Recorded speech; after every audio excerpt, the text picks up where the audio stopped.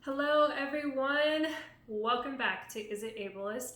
I am so happy to be back here with you all today, and we are here for episode 11. I cannot believe that we are already at episode 11. It seems like this series just started yesterday, but if you've been here with me since the beginning, or if this is your first episode, thank you so much for tuning in. And like I say every single week, the thoughts, feelings, opinions, facts, education, everything that I'm sharing with you all today is all from my own personal experience as a disabled person, but I always encourage you to go out and do your own research and go far beyond just my videos to keep growing and expanding and unlearning and relearning and all the things that we're trying to do in the new world.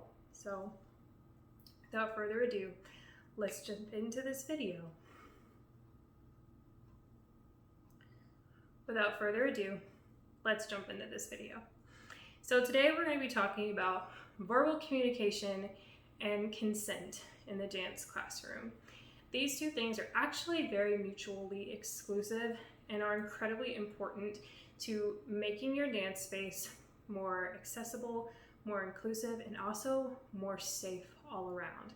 So I want to get into why using your voice is incredibly important for a multitude of reasons, and why creating consent is so important, and how this is something that has not been incorporated due to hierarchy and so many things that exist within our society today.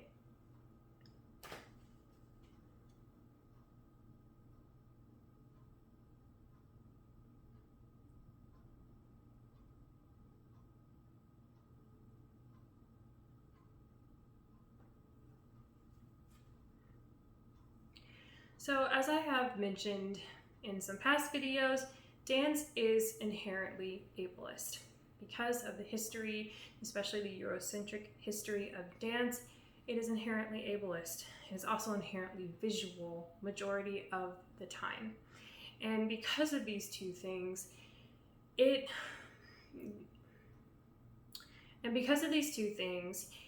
makes dance,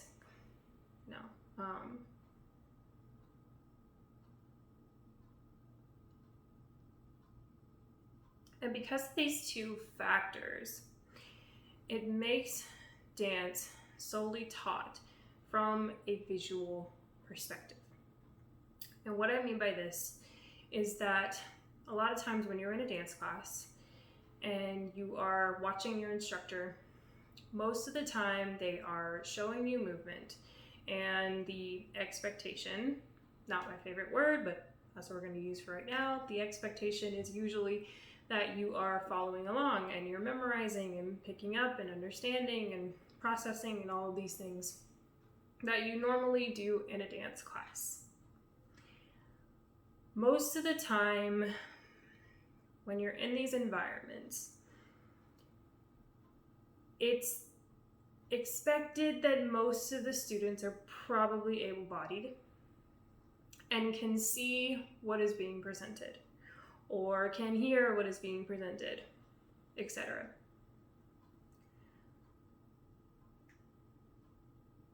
i.e. ableism.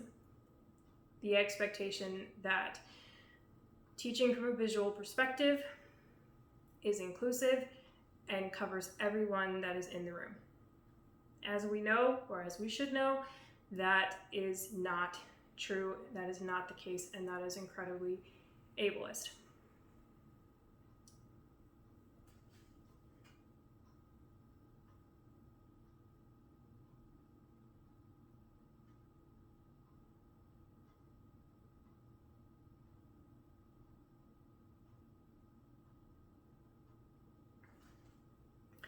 So the first thing that I want to talk about is showing and telling movement. So I touched on this a little bit in a video before, but I want to go a little bit more in depth here. So showing and telling your movement takes dancing out of the visual and brings in verbal communication, auditory, a new layer on top of what is already being presented. And for someone who has a visual disability, this is incredibly important for me as a student with a disability, and being able to be successful in a class, in a choreographic process, in an audition, just in my career, is taking classes with teachers who show and tell movement. Most of the time, teachers just show movement.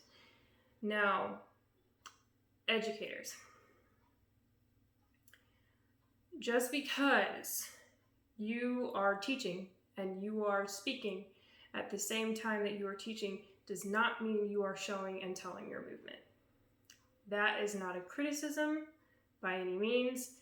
I am just telling you what is the truth of the matter in terms of what showing and telling actually means versus what the perception of showing and telling probably is for most people.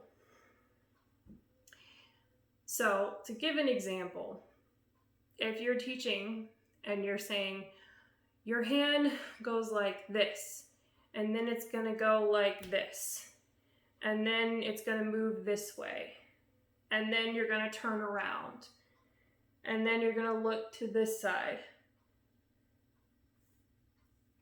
Technically, did I show you and tell you?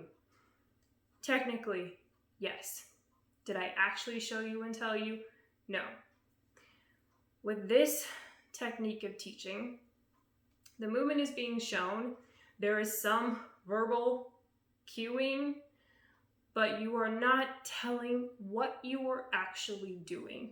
And that is the difference here. Being able to tell go here, look here, turn there, is still in the visual. You are still being ableist, and you are still excluding so many people out of your space by not actually telling what you are doing. What do I mean by telling? By telling, I mean literally explaining what you are doing, how you are getting there, how it ends, or how it continues and connects. So instead of just saying, instead of just saying, you're going to put your arm out like this, truly telling that motion would be, you're going to take your right arm, you're going to bring it into your chest as you rotate your right hand. It passes your shoulder, it comes to the front, and your palm turns down. That is the difference in showing and telling movement. Now, to give you an example of why this is so helpful, if I had an instructor who described it the second way, I, as a person with a visual disability, may not have to work as hard to push my eyes to try to understand and take in information in a way that they're not really capable of doing. Because by explaining exactly how this arm motion was happening, I could understand that by what I heard, as well as what my eyes can pick up. Putting the combination of the two together, I understand what you're talking about. So that's just to give you an example of showing and telling versus just showing. Your words matter. They are incredibly important for a number of reasons, but truly being able to explain what you are doing is going to make your space more inclusive on so many levels.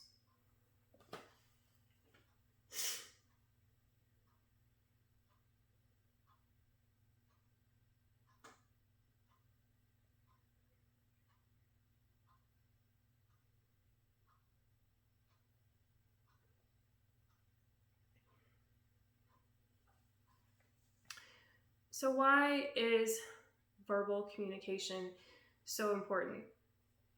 Well, there's a few different reasons. The first one that I just showed you is the visual, helping students that you may have that have visual impairments that are also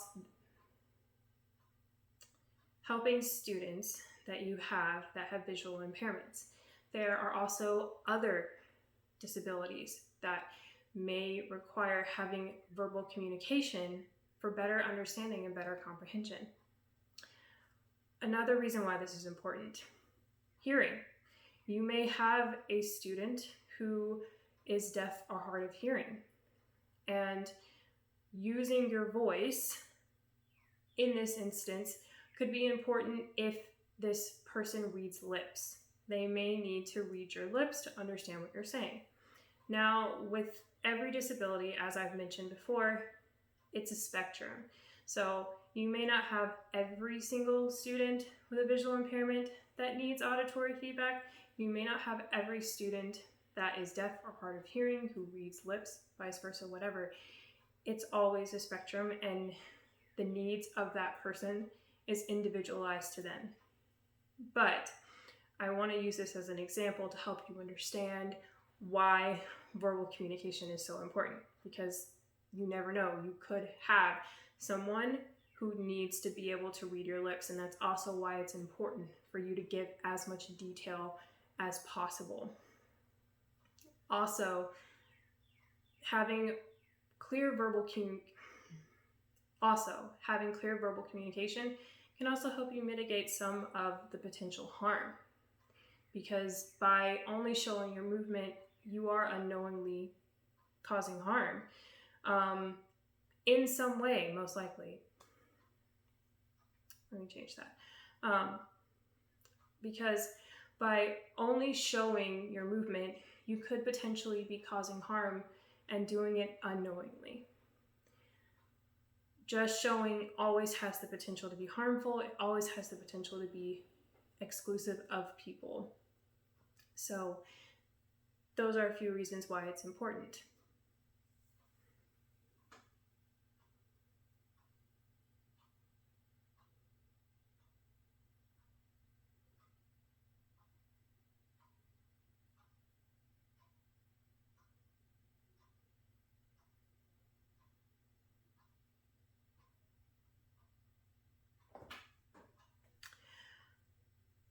And a few other reasons that I like to mention is that it also can provide better comprehension for your students overall.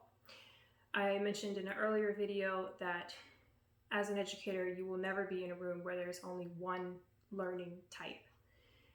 So regardless of able-bodied or disabled, you have multiple learning types within your classroom.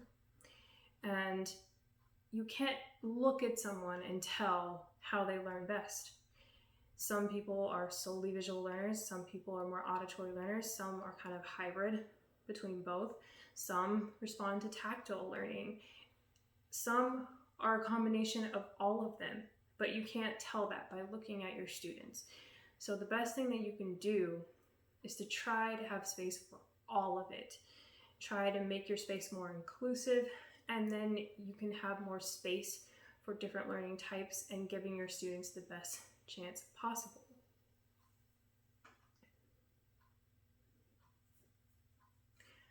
Having clear verbal communication also strengthens your ability as an educator, just overall.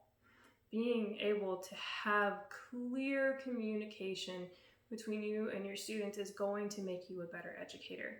It's going to make you more focused. It's going to make you more specific with what you're trying to explain to your students. Or if you're choreographing, maybe it'll give you more clarity in terms of being able to tell your students what you're looking for, being able to explain certain ideas, certain imagery, whatever the case may be. Being able to have a clear verbal communication is going to help you overall as an educator.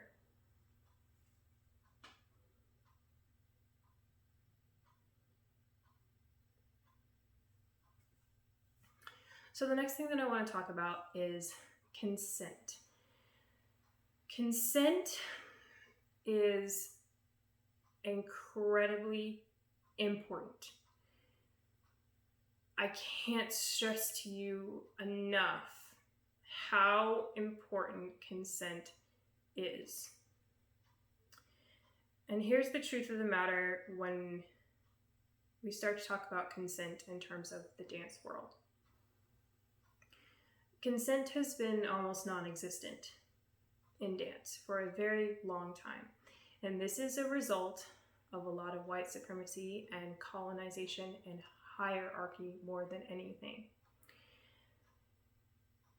To go into this a little bit more, especially for those who may not be dancers and may not understand this from this standpoint, but there has been a hierarchy that has been placed within the dance system. And that is, you're going into a class, you're with your teacher, they are your superior, they are all knowing, they know what is best, they have more knowledge than you do, you're going in there to learn. This hierarchical structure is the reason why consent does not exist in the way that it should within the dance community. Because having this hierarchical separation between students and their teachers has created a lack of boundaries from teachers to students, students to teachers, but primarily from teachers to students. And the form of this that I want to talk about the most is with touch. And I want to talk about this specifically because this is the form that I have experienced a lot in my career and that I have seen a lot in my career. Consent is something that it's verbal, it's physical, it's emotional, it covers a lot of things. But for the sake of this video, I'm going to be focusing on touch. But just know that consent is a wide spectrum and you should do your research on all spectrums within consent. But going back to touch.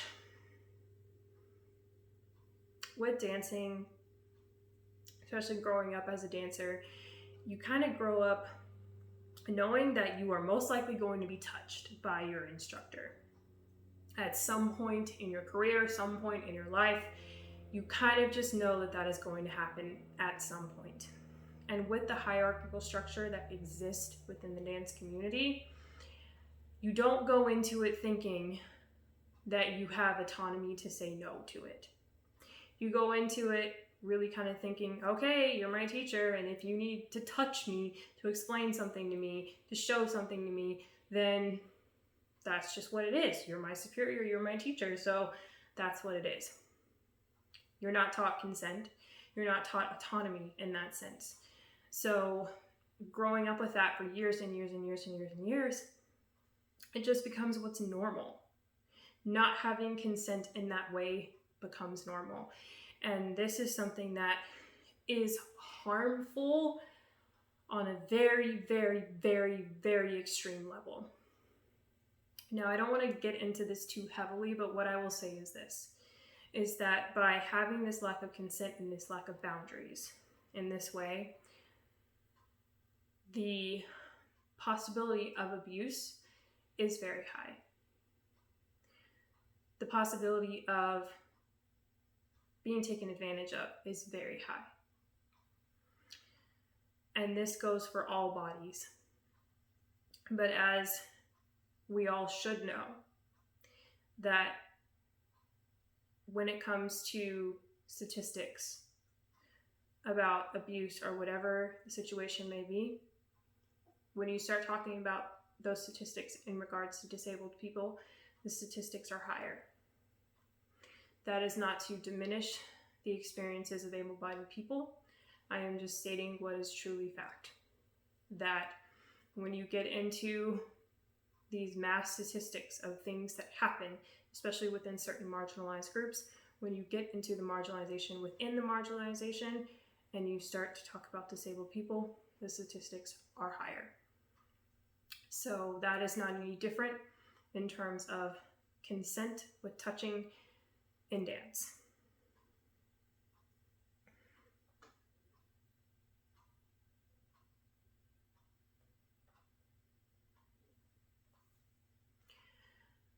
So I say all of that to say, educators, please ask your students for consent to touch them. This is not something that makes you less of an educator, that makes you less in control. This is teaching consent to your students and also to yourself. Your students deserve the respect of you asking their consent to be touched. This is another situation where you cannot assume that every single student in your classroom wants to be touched. And in terms of disabilities, depending on what the disability is, there are some disabilities where touch is incredibly uncomfortable. It can be overstimulating. There are so many things that are negative in terms of touch. You also don't know if you have students who have potentially been harmed in some way, and touch is not okay for them. This is where you have to start to break down the hierarchy, start to unlearn, start to relearn, and start to realize that asking your students for consent is empowering them, and it's also empowering you. Now, I want to give some examples of this because I have experienced touch without consent multiple times throughout my life, not just in my career, but in everyday life. And I've never really spoken about this, but I feel like it's important to talk about now.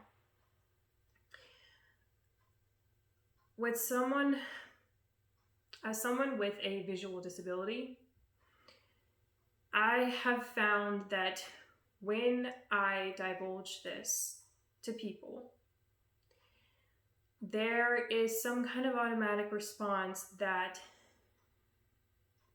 they need to touch me for me to be able to either understand something they're trying to tell me, or for me to be able to follow them or understand them for some reason.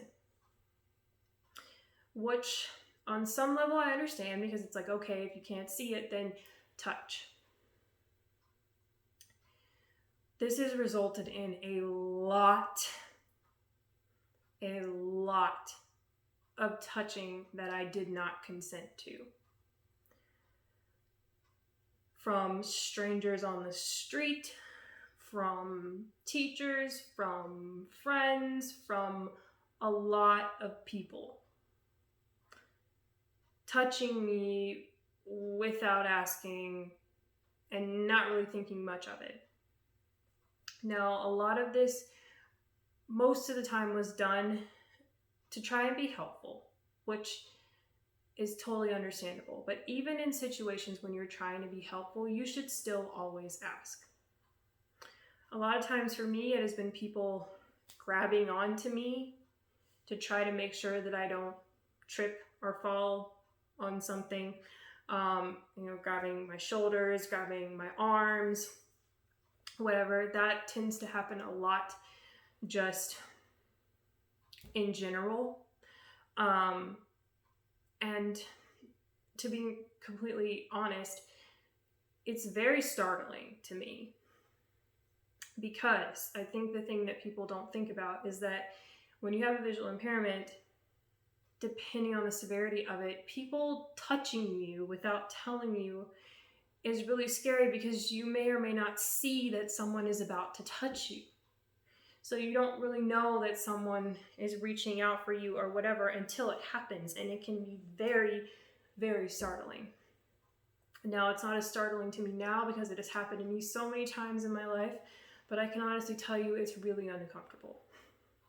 It's very uncomfortable. I actually had this happen at the start of the pandemic and ended up having a very bad panic attack behind being touched by a random person when I was trying to walk somewhere.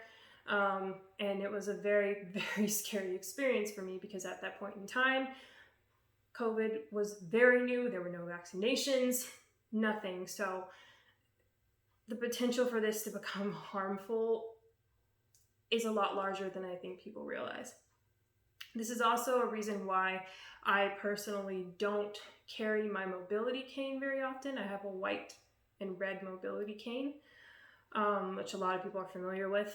But I don't carry it unless I'm in very unfamiliar territory because, well, one of the reasons is because of that. Like, I know that it can attract unwanted touching that I just don't really want to deal with if I don't have to.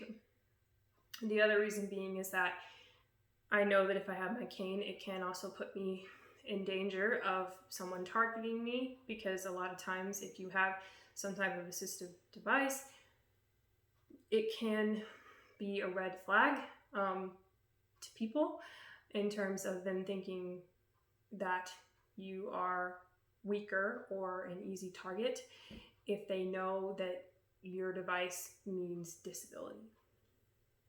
So those are just kind of some things to think about. How does this pertain to dance? Similar situation.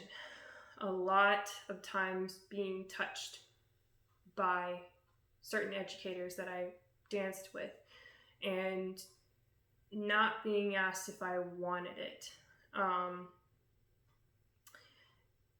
And it just goes back to the same thing of, as an educator, you shouldn't assume that someone wants you to touch them. Now, I am someone who likes tactile feedback and does not mind being touched. I really don't. But with that being said, it can still be very jarring and very scary for me when it's done without me having any warning.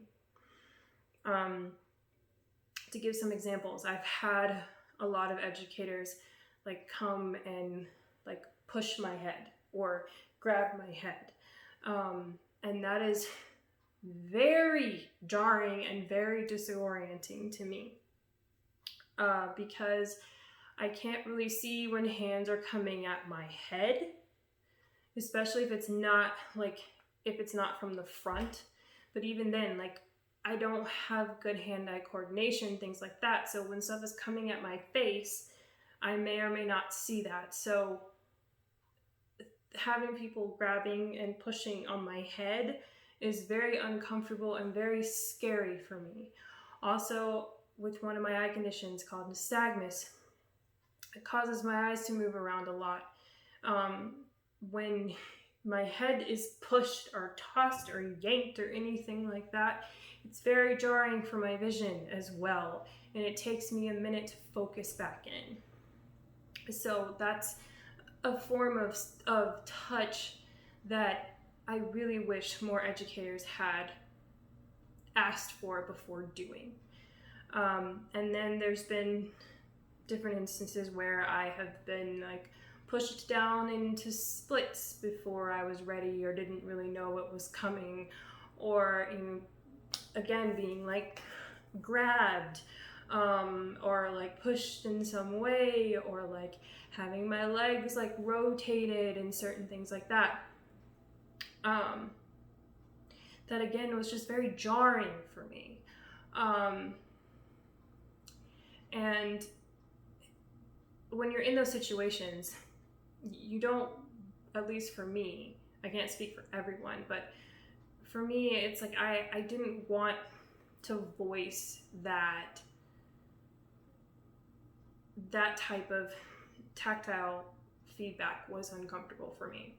I didn't feel like I could because of this hierarchy and these standards, especially with being someone who, if I need to, will ask for tactile feedback. It seemed almost like counterproductive to say, I don't really want you to touch me in that way, but I do want tactile feedback. I also didn't really have the language either. The truth of the matter is that I do want tactile feedback when I need it. But what I don't want is to be touched in a way that is jarring to me because I can't see what's coming at me, or it throws my balance off, or it throws my eyes off, or whatever, because that can be really dangerous. And it has been dangerous for me in the past. So I just wanted to give that kind of personal example. And I don't say this as any type of like defamation of character or anything like that, because it's not. It is just something that truly has been passed down in our dance community, that consent to touch our students for the sake of education doesn't need to be there when it does. So educators, please ask your students consent. And something that I have seen done quite a few times, which I feel like is highly effective, is having your students stand there at the beginning of class, close their eyes, and just say, raise your hand if you don't want to be touched. And then once they're done raising their hands, have them put their hands down, open their eyes, and there you go. You have your information in terms of who doesn't mind being touched and who does. Also, I would encourage to use very light touch when possible, and also touching with the back of your hand if you can. Because some of the more like jarring moments, and I have had educators who were very kind of heavy-handed, who really grabbed on and used a lot of force, like that can be just terrifying, jarring, and you also could potentially injure your students without realizing it. And in terms of accessibility and with disability, you could have students who have joint problems or who bruise easily, whatever the case could be. Using excessive force in that way, whether you mean to or not, can be very dangerous. So try to use lighter touch if you can, and then communicate with your students, because if your students are like, I need a little bit more feedback, can you be a little bit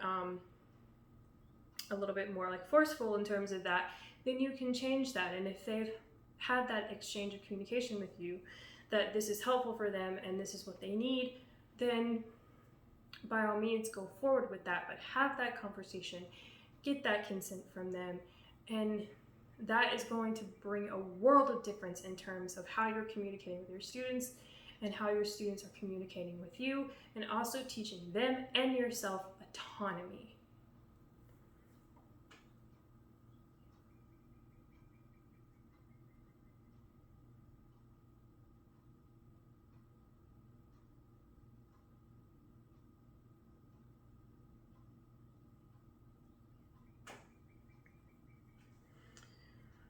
So the next thing that I want to talk about is more about using your voice and how you can really continue to use your voice to really help your students. Another thing in terms of consent is teaching your students about yes, no, and maybe. This is something that I have experienced recently and am dedicated to bringing into my practice as an educator, but making sure that your students know that they can say yes, they can say no, and that maybe always means no. Having them repeat that back to you. Make sure that they hear it every time that you're in class. This is also going to reinforce autonomy. This is going to reinforce consent. They need to hear these things on the daily to either start the foundation of that or start to break down the hierarchy that's existing within them already that says that they don't have the right to say yes, no, or maybe. So please make sure that your students know the difference and keep reminding them of that.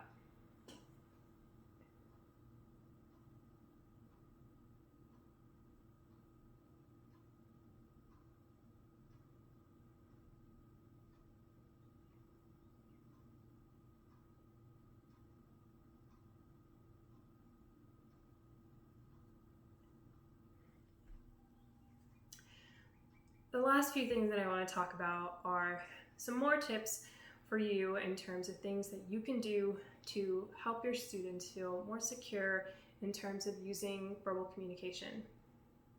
So a big one is introducing yourself when you walk into a room.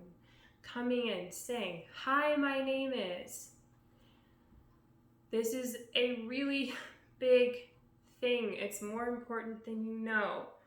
Coming in, introducing your name, your pronouns, however you want to introduce yourself is extremely important. And here's kind of a different perspective on this than you probably have heard. For someone like me, who's visually impaired, it's really important for me to hear my educator's voice, because I know people by voices. I don't know people by faces. So when I take a class with someone for the first time, I am steadily learning their voice. I record their voice in my mind so that regardless of if I can see them or not, I can know who they are by their voice. This one is so important because your students need to know who you are, both visually and verbally as well, so that they can have access to knowing your identity no matter what. Make your identity known beyond just the visual.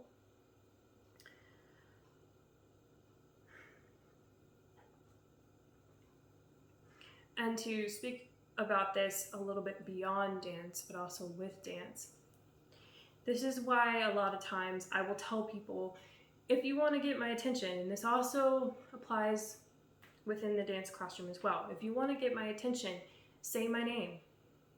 Say my name versus waving at me.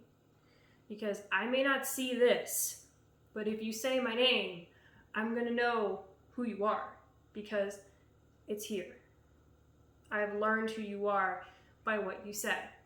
But you could do this all day long and I might accidentally ignore you. And that could happen in your classroom as well. When you're trying to get your students' attention, give verbal, give visual cues in terms of trying to bring attention to your classroom. Because you could have a student potentially maybe that can't hear you, or maybe could have some type of neurodivergence, and you could have a student with a visual impairment, and just trying to get their attention solely by visual means, or even just by verbal, is going to be exclusive in some way. Use both. It'll be very helpful to your students, and it'll also be very helpful to you as an educator. Yeah.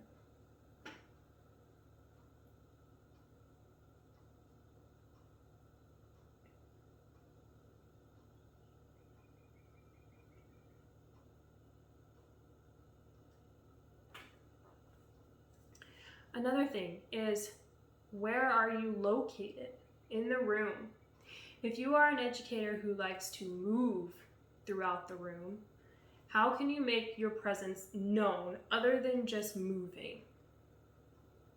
There's a lot of times where educators will come up to you, say in ballet, come up to you while you're doing bar. And there have been many times that I have been scared, so scared from an educator coming up behind me and I didn't know that they were there because they didn't make their presence known to me. So this is a big reason why adding verbal communication, as well as even sound, if you're like walking, making intentional steps, things like that, so that people know where you are in the room. Say where you are in the room, or speak as you're moving. Also, if you have assistants, can you make your assistants known beyond them just waving or just saying, the assistants are in the room, or just having them raise their hand? Can you have them verbalize, I'm over here, my name is so-and-so? have them verbalize where they are in the room so that you give everyone a chance to know where they have some assistance throughout the room. This will be very helpful in expanding your space as an educator, and it's going to help your students have access to just different points in the room. And if you have them shift to a different place in the room, then this is also extremely important as well, because if they hear one of your assistants talking, or if they see them, whatever they need to know where the assistants are in the room, once you've done that initial like verbalization, have them being seen, all of that, most likely your students are going to be able to locate your assistants much easier in the room once you have done this. So this is important not only for you, but also for these assistants that are in the room as well.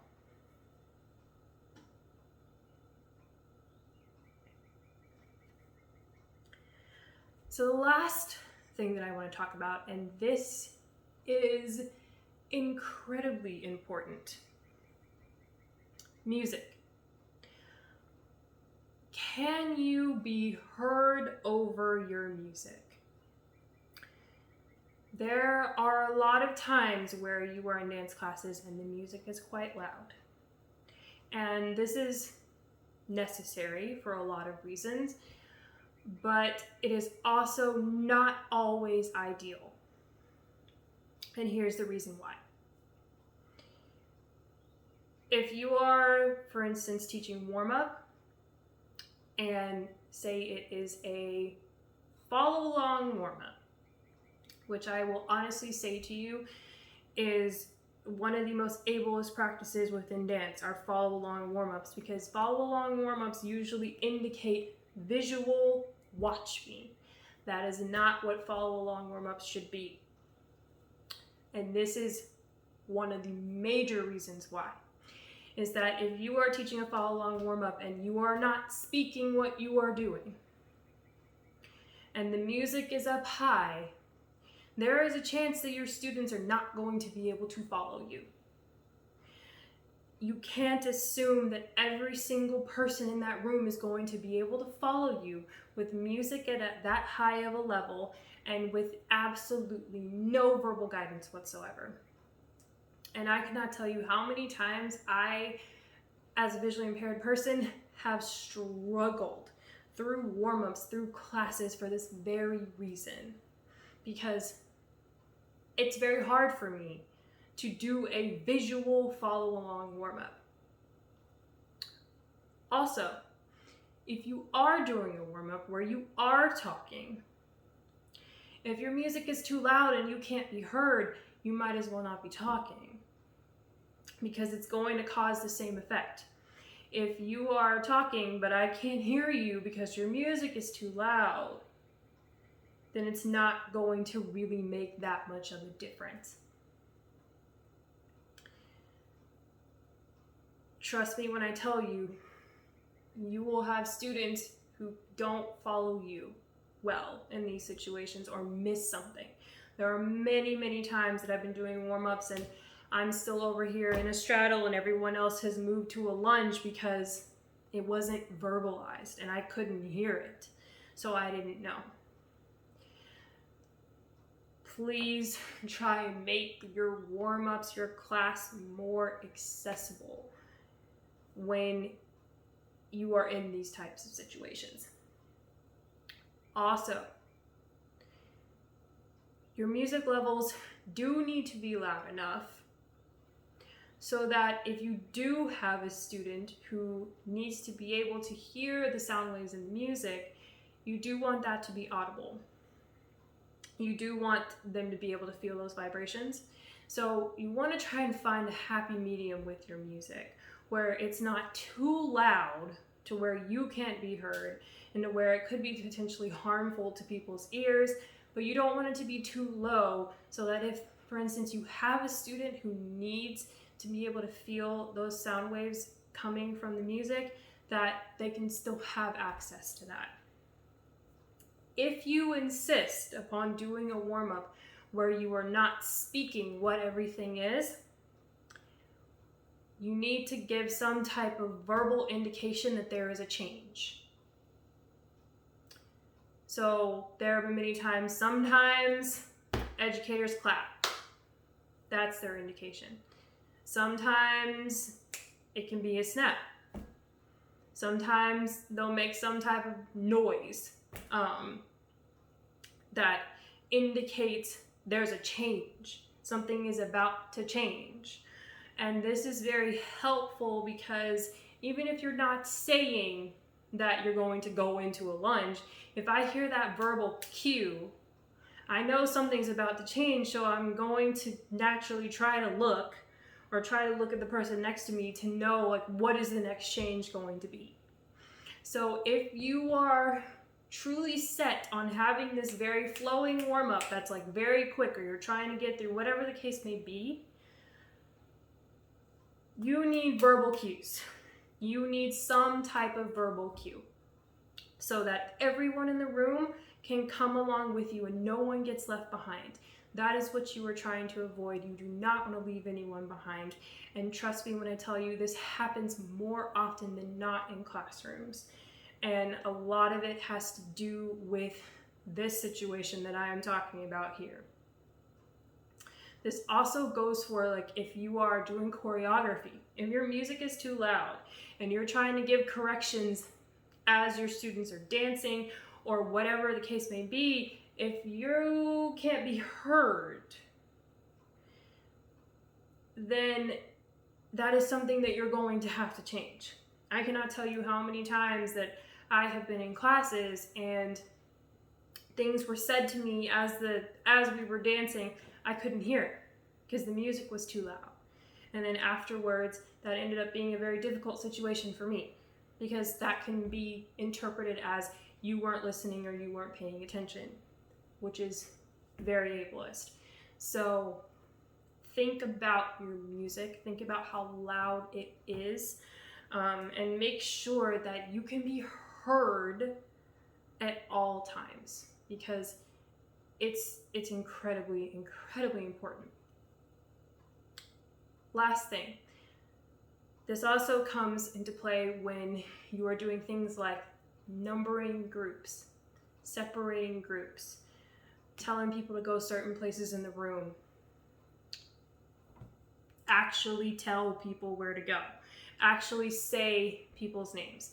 What typically tends to happen if you're like numbering off groups, someone tends to walk through the room and point and say, group 1, group 2, group 3, group 4, group 1, group 2, group 3, group 4.